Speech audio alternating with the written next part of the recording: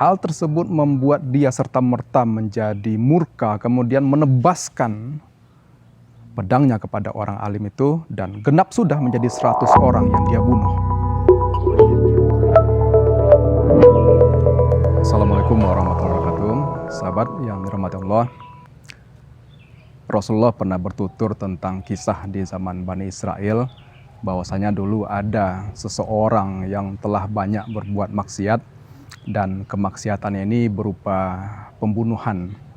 Tidak tanggung-tanggung dia telah membunuh kurang lebih 99 orang. Tapi jauh di dalam lubuk hatinya masih terbesit keinginan untuk tobat.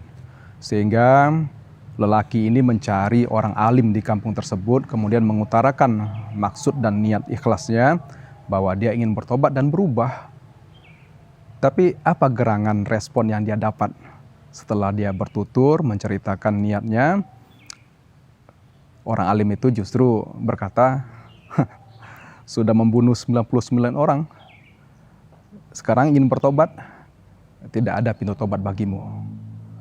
Hal tersebut membuat dia serta-merta menjadi murka, kemudian menebaskan pedangnya kepada orang alim itu, dan genap sudah menjadi 100 orang yang dia bunuh. Tapi anehnya, dia masih ingin juga bertobat. Sehingga dia bertanya kembali kepada orang-orang di sekitar sana, siapa yang harus saya temui karena saya ingin bertobat. Dan dia berjalan mencari orang alim berikutnya, kemudian kembali mengutarakan maksudnya. Lantas dia memperoleh jawaban, saya telah membunuh 100 orang dan saya ingin bertobat. Apakah tobat saya akan diterima? Oleh orang alim kedua ini diberitahu, ya, siapa yang akan menghalangi orang kalau dia betul-betul ingin bertobat? Sekarang yang dia harus lakukan adalah kamu pergi keluar dari kampung buruk, hijrahlah ke kampung baik. Maka setelah itu lelaki ini pergi dari kampung buruk menuju kampung baik. Tapi apa daya, ternyata masih di tengah perjalanan ajal telah datang menjemputnya sehingga dia mati. Kemudian turun malaikat azab dan malaikat rahmat memperebutkan ruh dari orang ini. Ini mau dibawa kemana ini? Kata malaikat rahmat, dia sudah berniat untuk bertobat dan dia tak berupaya. Tapi kata malaikat azab, dia belum berbuat amal kebaikan sedikit pun. Allah mengutus satu malaikat lain memberitahu kepada malaikat azab dan malaikat rahmat, coba dihitung jarak yang telah dia tempuh dari kampung buruk itu menuju kampung baik. Dan ternyata alhasil setelah dihitung, dia tengah berada di tengah-tengah dan hanya lebih dekat sejengkal kepada kampung baik, sehingga ruhnya dibawa oleh malaikat rahmat. Demikianlah sahabat, betapa Allah Subhanahu wa Ta'ala menerima kesungguhan seseorang yang ingin bertobat jika dia ikhlas lillahi ta'ala. Sahabat yang dirahmati Allah, terkadang kita dihinggapi suatu perasaan bahwasanya kalau berbicara tobat itu, ya dalam bayangan kita, ya nantilah kalau sudah pensiun, punya waktu luang, sudah tidak punya lagi kesibukan, baru nanti akan giat ke masjid, baru nanti akan gemar beribadah, suka membantu dan amal-amal kebajikan lainnya. Itu dalam fantasi sebagian besar orang. Dia membayangkan tobat dan berbuat kebaikan akan dia lakukan setelah pensiun. Tapi siapa yang tahu kapan ajal akan datang? Atau sebagian yang lain justru merasa tidak bisa memaafkan dirinya sendiri. Apa iya Allah akan menerima tobatku?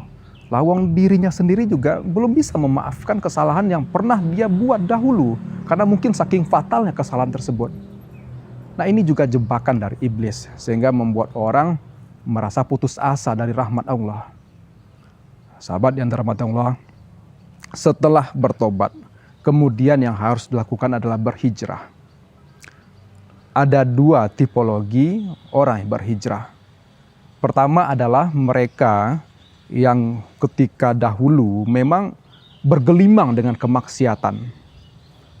Suka dengan kemaksiatan. Kalau di kalangan sahabat kita bisa contohkan misalnya Umar bin Khattab. Di masa jahiliyah Umar biasa mabok-mabokan, terbiasa melakukan tindakan kekerasan, kecurangan, bahkan pernah membunuh anak sendiri dan lain sebagainya. Lalu hidayah Islam datang dan beliau berhijrah menjadi sosok yang lebih baik. Nah, dalam dunia kekinian mungkin kisah-kisah seperti ini, orang-orang yang dahulunya mungkin mantan artis atau preman dan lain sebagainya yang itu memang berkecimpung dengan kubangan kemaksiatan tadi, kemudian hijrah, itu lebih wah dan diekspos oleh media. Tapi jangan lupa ada tipikal kedua, yakni orang-orang yang sebelum masa Islam juga dia baik-baik saja, dia menjaga dirinya, tidak minum minuman keras, tidak curang dalam jual beli, tidak berzina, tidak mabuk dan lain sebagainya. Kalau di kalangan sahabat ini adalah contoh-contoh seperti Umar bin Khattab, Abu Bakar As-Siddiq atau Utsman bin Affan. Jadi terlepas dari dua tipologi itu, entah apakah masa lalu kita bergelimang kemaksiatan, berkubang dengan dosa, atau masa lalu kita alhamdulillah baik-baik saja, tidak ada persoalan, maka tetap sebagai seorang muslim, agama meminta kita agar berubah menjadi lebih baik dari waktu ke waktu. Celaka bagi orang yang hari ini lebih buruk daripada hari kemarin.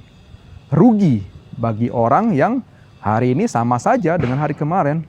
Baru dikatakan beruntung manakala hari ini lebih baik daripada hari kemarin.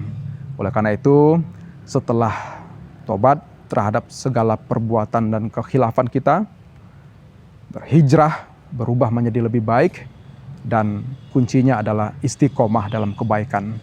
Semoga Allah Subhanahu wa Ta'ala memudahkan jalan kita semua untuk bisa menjadi pribadi lebih baik. Salah janggal mohon maaf. Wabillahi taufiq wal hidayah. Assalamualaikum warahmatullahi wabarakatuh.